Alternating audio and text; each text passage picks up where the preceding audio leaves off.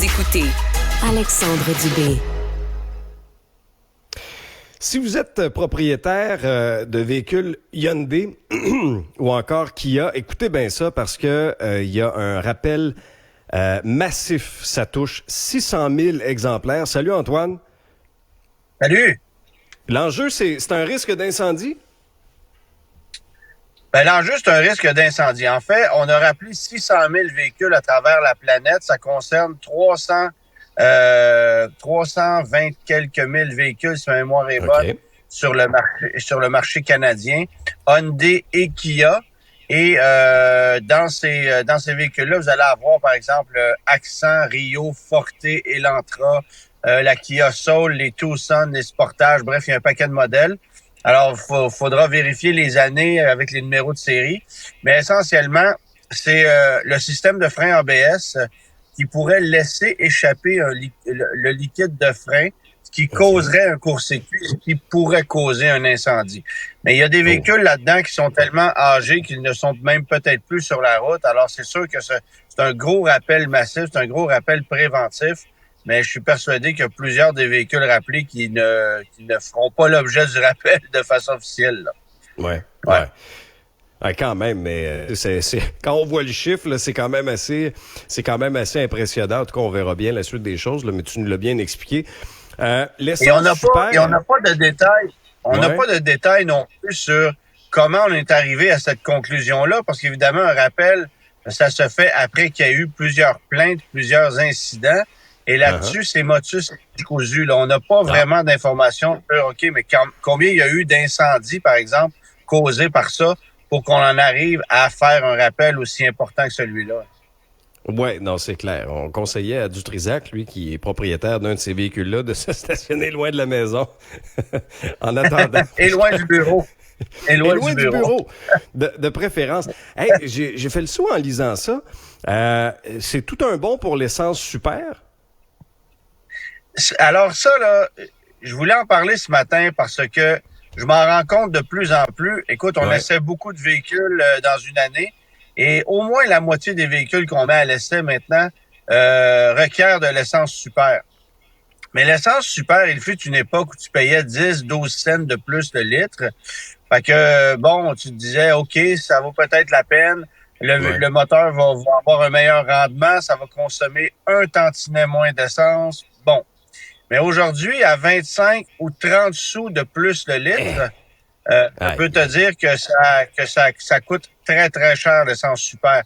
Et c'est un peu moins vrai en région où tu vas payer peut-être 15 à 18 sous de plus. Mais dans la grande région métropolitaine, moi, je l'ai vu là à 26, 28, 29 sous de plus le litre sur une base régulière. Alors, ça fait toute une différence dans les poches des consommateurs. Et on dirait que les gens ne réalisent pas. On s'achète un nouveau véhicule, c'est un véhicule qui prend de l'essence super. Bon, c'est pas grave.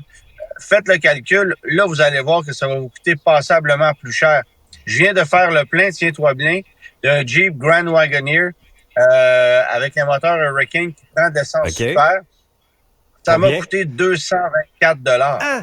Es-tu sérieux? Pour un plein? 200. Pour un plein, pour un seul plein. Combien de temps? Combien de temps? Combien de kilomètres tu peux parcourir avec un plein? C'est un véhicule qui roule à peu près. C'est un gros véhicule quand même. Là, ça roule à peu près en moyenne à 14 litres au 100, là, autour de ça. Fait que c'est pas un petit consommateur d'essence. Mais si ça avait été de l'essence régulière, ben, ça m'aurait coûté évidemment 25-30 sous de moins. Alors là, on se serait trouvé avec une facture. Au lieu de payer 1,98 le litre, j'aurais payé peut-être 1,70, 1,71.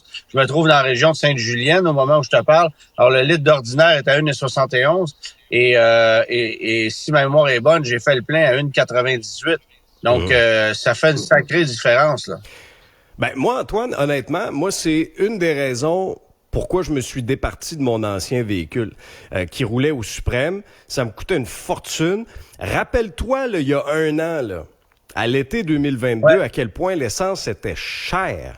Puis c'était pas rare, là, qu'en suprême, je faisais le plein, moi, à 2,20.